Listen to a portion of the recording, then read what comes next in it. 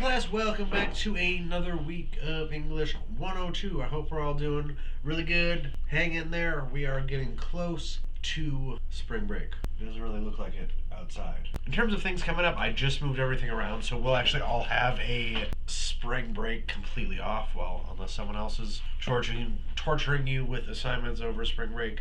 Though if you'd like to work ahead on your Frankenstein essay, you are more than welcome to. We're going to do our next draft cycle when we get back, the second week of April, and then your final will be due the week after that. Also, looking ahead, we're already kind of staring down the barrel of the end of the semester, right? So when you come back, we're only going to have like 5 or 6 weeks, which should go quick. We are going to be shifting over into our research unit. So this class will have a little less structure in terms of assigned readings. You're going to start doing your own research project. I'm kind of re-envisioning what that might look like.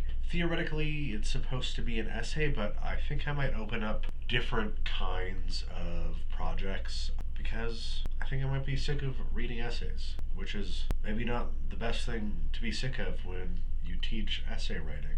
But here we are. But there's this new hip trendy idea called the unessay, which is how can I still have you do academic research while also making kinds of projects you are interested in. So my spring break is going to be dedicated to figuring that out, or I'm just going to hang out with my degenerate friends and get tattoos. I don't know. It's going to be one of those. So if you are looking forward to having English homework over spring break, I'm sorry to let you down. But we're going to be done reading Frankenstein. If you really want something to do, rereading Frankenstein would be a bad idea, as we'll still be kind of wrestling with some of its ideas through the rest of this semester. That is, the final essay will kind of come out of an issue that you want to research, either based on Frankenstein or Annihilation or anything else we've read this semester. Okay, enough of that. On to your questions for the week. So I'm going to go over the questions we have, and then I'm going to talk about what y'all were seeing in the differences between the Nordman and the Bear essays. I really did like your analyses of these. I thought they were very spot on, and I thought you were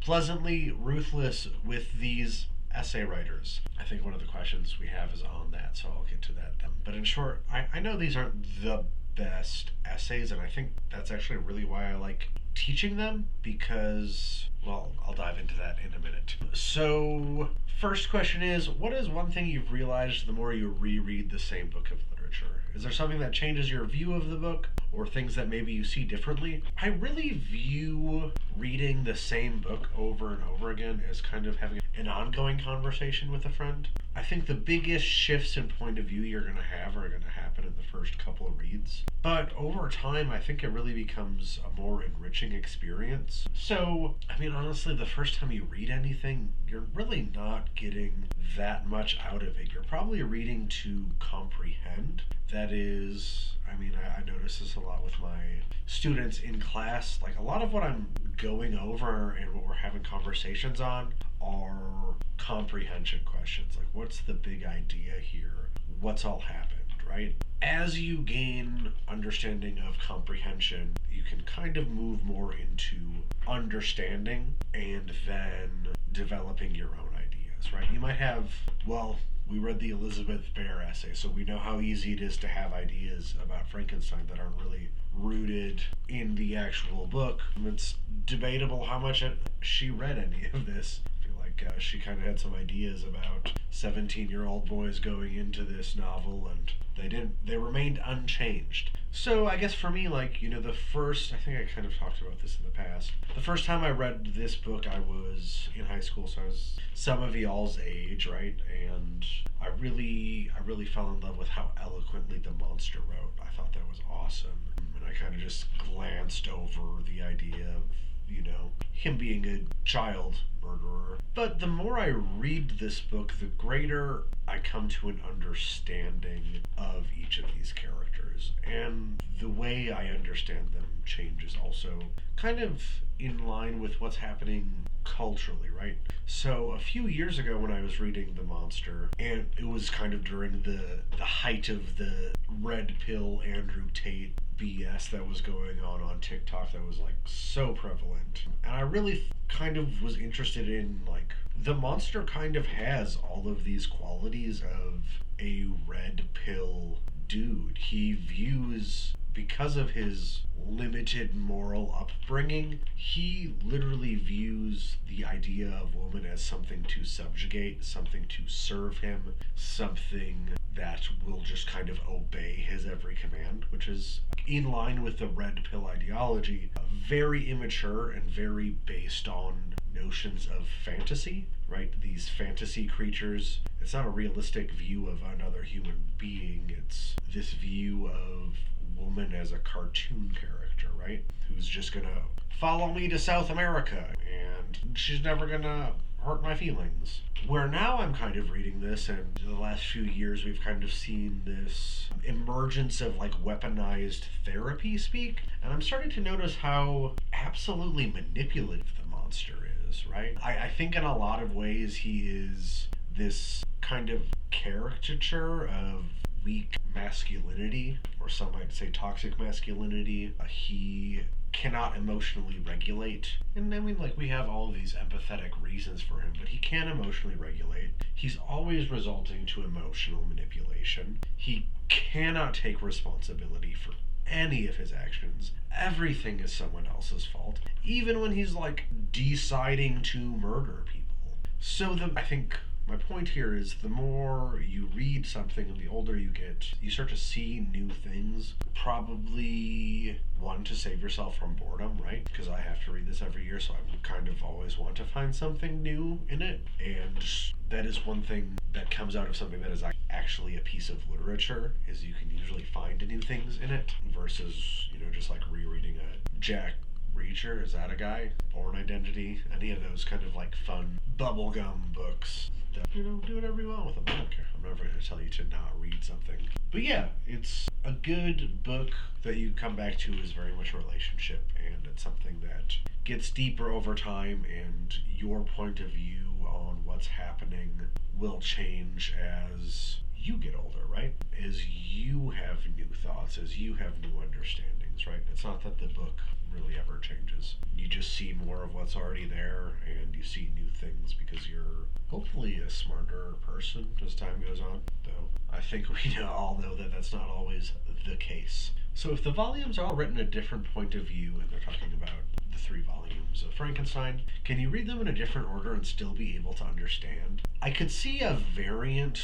In short, I don't think this book would work as well as it works in a different order. I could potentially see a variant without the monster's monologue, as that's how a lot of movie retellings operate. They kind of skip over the monster's point of view. That kind of seems to make sense. But I think, we really need this A story of Victor's failure, this counterpoint of the monster, and then this reconciliation of the two. While they're from different points of view, they are kind of like a thesis, an antithesis, and then we kind of get a synthesis at the end. So I think the book is, while not perfectly constructed, well constructed in that way. Was the creatures part easier for me to read because he's not as educated as Victor, or did I simply enjoy his story better? Was Shelley trying to make his speech more simple, or was I simply more interested so it just seemed easier to read? I would say you were probably more engaged. There is this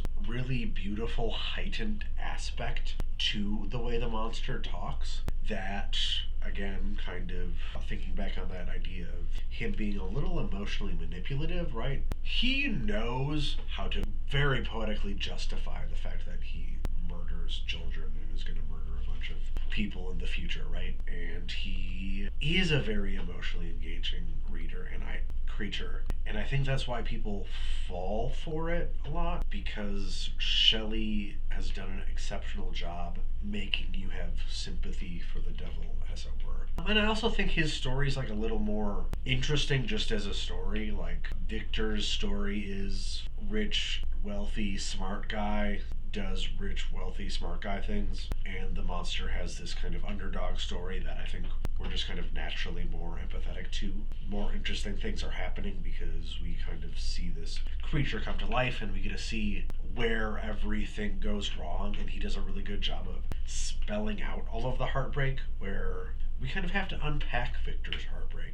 Victor is not an emotionally intelligent guy the way the monster is. The monster has a lot of emotional intelligence, which he is happy to abuse. But Victor, he's just kind of like a smart, mentally ill dude who doesn't have a lot of social skills, and that makes him harder to empathize with because he's really not trying to he's also not really trying to garner empathy the way the monster is. Victor already assumes all of this guilt, and he'll be like, don't be like me. Listen to what I'm saying because I made a huge error, where the monster is really trying to get you to buy into his narrative.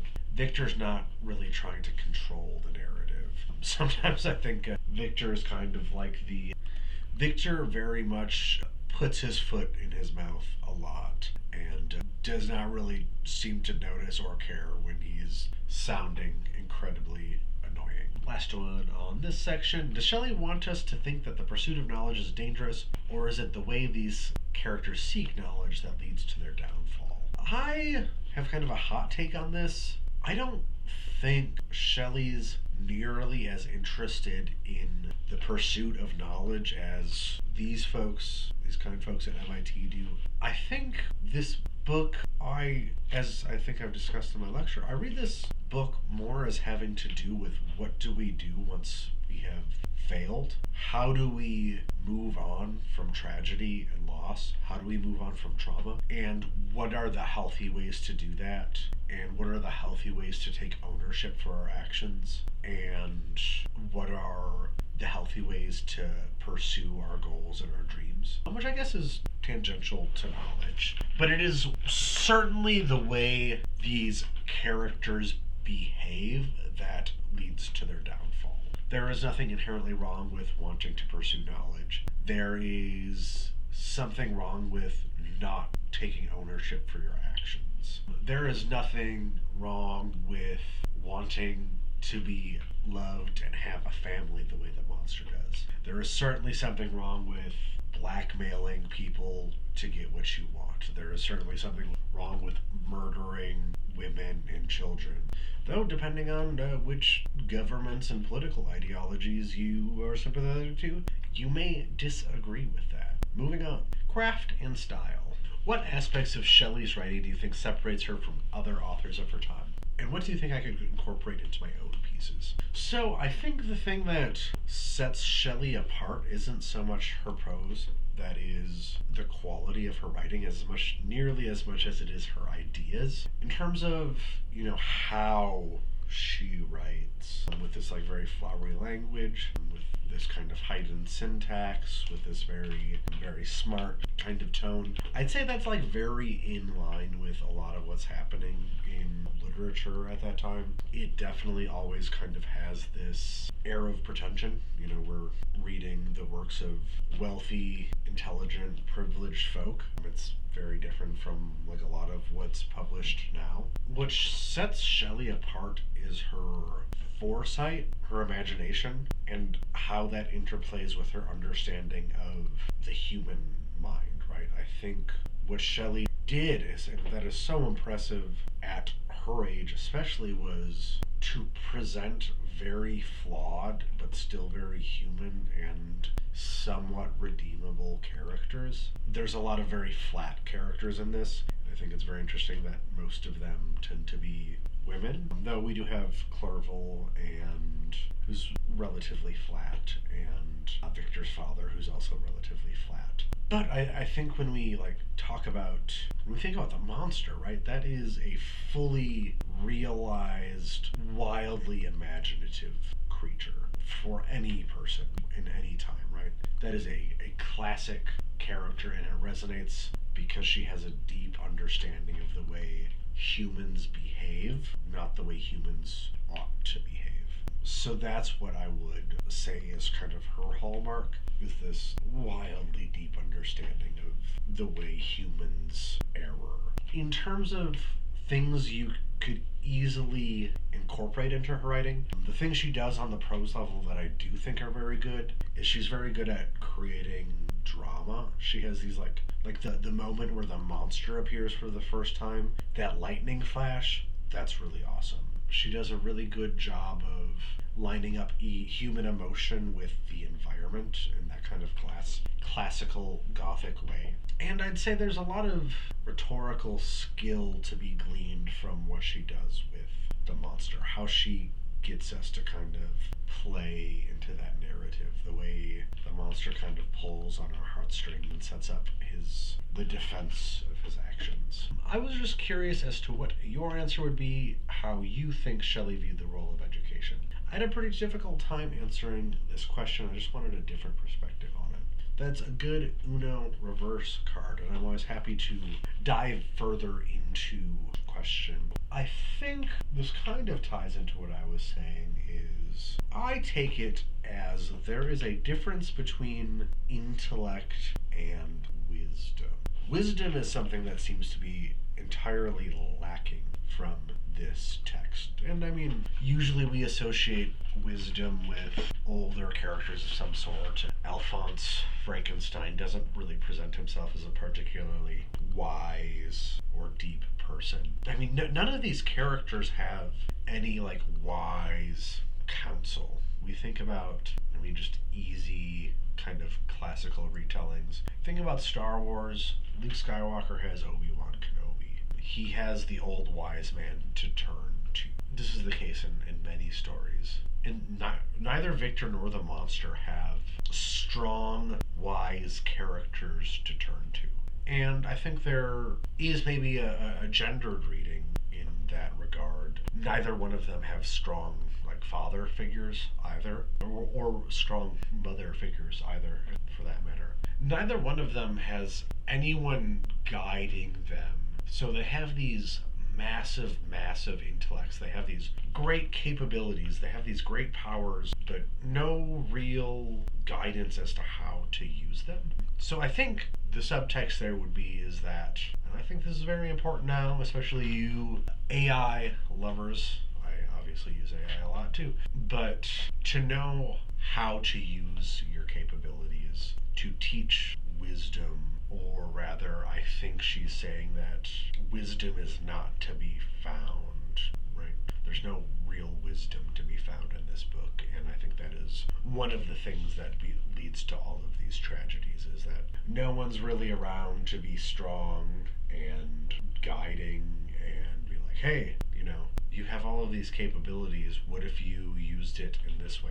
Or are you really thinking about the consequences of your actions? And the Nordman essay kind of gets into that, as does the Bear essay. So I think to come all the way home, education without moral education is a very dangerous situation, is what I would say. Whether you're self-educated, whether you're educated in nice universities, ethical education is paramount. And neither of these characters really have any kind of ethical education to speak of. Moving forward, essays and critical framing. My question this week is about the essays that we have read thus far. I didn't know there were so many essays reviewing other works of literature. I like to hear other people's opinions about the book. Are the authors of these essays also authors of their own books? What would be the point of writing an essay about someone else's story? So we'll break this down in a couple sections. So the authors of this, you can find this page at the back. Elizabeth Bear is a science fiction and fantasy author. Cory Doctorow is a science fiction author, activist, journalist, blogger, co-editor of Boing Boing. Heather E. Douglas is an associate professor and Waterloo Chair in Science. Josephine Johnson is the director of research and research scholar. Kate McCord is a PhD candidate. Well, she probably has a PhD by now. Jane Meinstein is a professor. Mellor is a distinguished professor of English and women's study. Alfred Nordman is a professor of philosophy, and Charles E. Robinson is a professor of emeritus, also in English. So a lot of these folks are either authors, and a lot of your professors probably did some publishing, or these professors probably did some publishing in some regard. So these are all writers of their own books in some way, shape, or form. I guess if you're not already just in love with English, the idea of writing an essay about someone else's story probably seems insane. But if you are a big old English nerd like myself, the idea of writing original research on other authors is not only just a good time, it is something people devote their entire lives to. It is the pursuit of scholarship, right? So what a lot of what's happening, especially like if you go to U of I or something like that, and we even have professors here who are engaged in academic research. We have a scholar who's really into Hemingway. We have a Hemingway scholar on staff. I am a scholar of Octavio Paz, and I just met this, you can see that yellow book. I just met another lady who's really into him, and she sent me that book. She was very nice. That's another writer, Andre Breton's influence on surrealism and Latin American culture. So the short answer is, why would you do that? It's because you want to.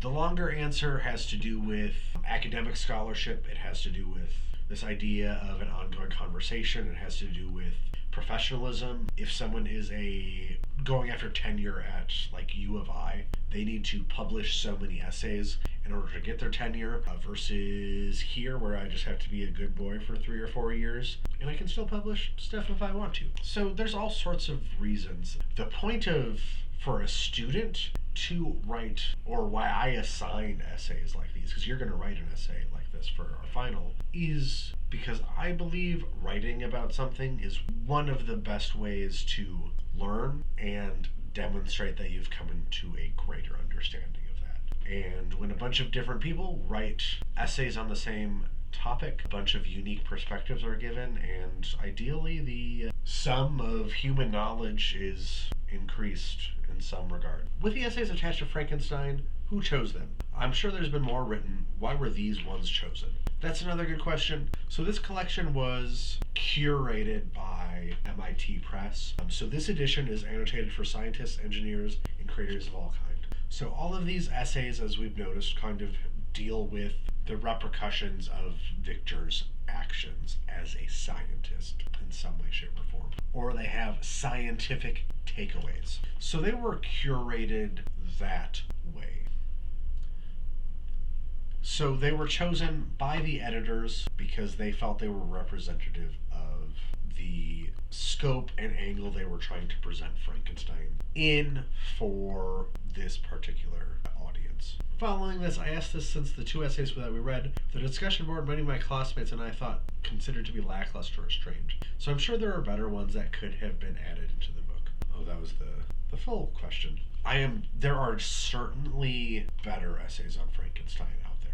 But we have to think about audience, right? So we're in English 101, 102 class. I do not, thinking back on the last question, most of the people who read these articles are going to be academic scholars. So they're going to be written at a higher level than respectively, a lot of y'all are really going to be able to handle. I mean, I don't mean that, again, in a pretentious way. I mean, they get into particular subfields where you kind of have to have a base of knowledge to really know what they're talking about.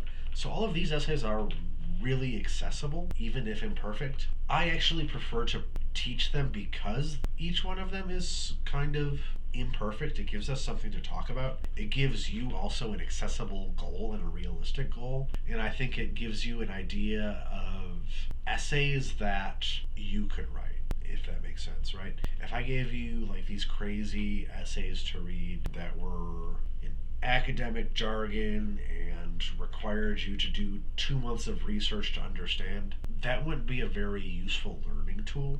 Versus essays like these that we can all sit down, we can read them, we can talk about what they do well, we can talk about what they don't well. I really loved the opportunity we had in the discussion board this last week to talk about, hey, what are these writers doing poorly? How can that help us improve our own writing? If you're not in a position to really understand everything, and I guess maybe that technoscience article was kind of difficult to understand, but it was because you got to a point where you could say, hey, this isn't making sense because of something the author is doing versus this isn't making sense because I don't have the knowledge to understand it. I think that's a more useful tool for us. Okay. All right, last question. My question of the week is about Captain Robert Walton. What are your thoughts on this character? Other than running into Victor, what is the importance Shelley is trying to convey to the reader with Walton? So, I think I kind of touched on this in like my very intro lecture that I assigned. Walton's function, I think, really has to do with the time in which this novel was written, it gives readers something to latch onto before we get into like a really weird story, right? So Walton provides a narrative frame. He is kind of our stand-in as readers for the novel, right? So a lot of the folks who are going to be reading this novel when it came out were kind of probably similar to Walton. They weren't necessarily the most well-educated men, but they were educated enough to have disposable income. They're educated enough to know how to read, even if they were self-taught. So they are kind of a stand-in for the reader, the projected readership at the time. His story also allows us to suspend our disbelief, and he's also, which I don't think we need as much in like contemporary literature. Fantasy is very popular right now.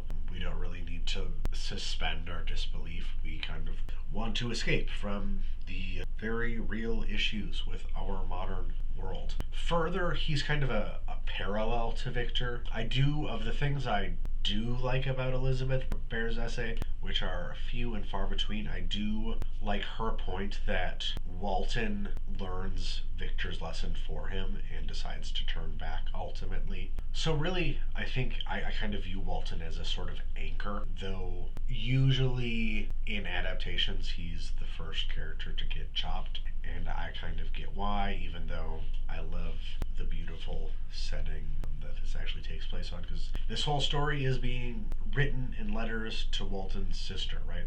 This is all Walton conveying all of the information Victor has told him. Okay, so that was for your questions this week. Now I'm going to hop over to the strengths and weaknesses you were all discussing in the Nordman v. Bear essay. And I'll be real quick here. Overall, I thought you guys really did excellent.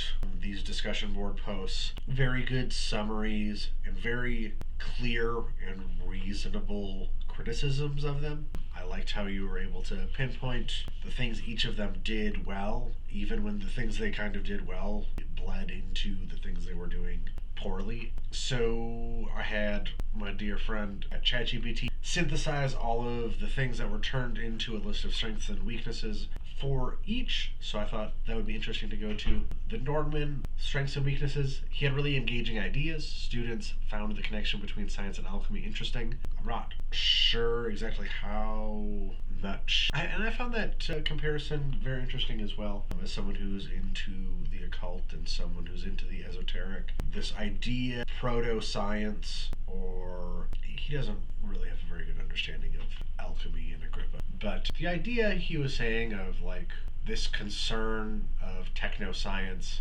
being more concerned about what's possible to do than what should be done, I thought was really interesting. Yeah, in general, I and like this idea of like plastic as the ultimate alchemy, I kind of thought that was very interesting and kind of a fun idea as well. Y'all felt that the idea of technoscience is underdeveloped. Most students noted that Nordman introduces technoscience but never clearly defines it. I'd agree that is an incredibly weak part of this essay. If you were going to develop an essay exploring a term, having some sort of definition at some point, instead of just like using the term and expecting us to obtain it, or I guess divine it as it were, is a risky move. In that way, his terminology's occulted, I guess. It also feels structurally disorganized. The essay was all over the place and hard to follow. He uses a very associative movement, right, without a lot of clarity. So this is, I think, something I see a lot in student writing, though, is that you are moving with your associations, but you are not doing a good job of holding your readers' hands when you need to. Interesting historical framing. Students appreciated the link between Victor's ambitions and modern science. Philosophical overload. The references to Barth and Freud felt unnecessary, like unnecessary detours to some students. I think someone called them side quests, and I thought that was very funny. And again, I think they're important, but if you don't have an understanding of Roland Barthes or Sigmund Freud, and this kind of ties back into what I was talking about, because if you are a literary scholar, you are going to know what's going on with these conversations around Barthes and Freud. You're going to have already read Barthes and Freud, at least in some capacity, where if you are a student in the English 101, 102 level, you're going to be like, who the heck are these weirdos? Why do I care? So this kind of exemplifies some of the problems with reading something at a higher level, right? And that's kind of what I was talking about earlier, where there's just a lot more knowledge you need to bring to some of these essays in order to really know what they're talking about. And I'm not saying that in favor of this essay, because I don't think he does a very good job of explaining why those frameworks are helpful, especially in an essay that's geared towards explicitly non-English lit nerds. Bear, strengths and weaknesses, direct and persuasive. Students felt Bear's writing was easier to follow and more emotionally engaging. There is a lot of emotion in that essay, and for the most part, you always know what she's trying to say. It doesn't always appear rooted in any book I've ever read, but you hear what she's saying. Strong moral argument, students connected with Bear's critique of Victor's failure to take responsibility, though a lot of you kind of did push back on her moral grandstanding, which I appreciated. She definitely loves to pretend she has this moral high ground, a, for all intents and purposes, child who doesn't exist. So I guess good job. Tone is harsh. Some students felt Bear's criticism of Victor was too aggressive or personal. I agree. It reads at times. I feel like I'm reading your aunt's annual "I'm divorcing your uncle" Facebook crash out. That's kind of what I feel like I'm reading sometimes. Good use of evidence. At times, Bear does do a good job of having textual evidence, though there are a lot of times in the essay when my literal annotations in the book are just a question mark. She is simplistic at times. Her argument really kind of comes down to Victor bad. Victor not good. Victor bad. I don't like Victor.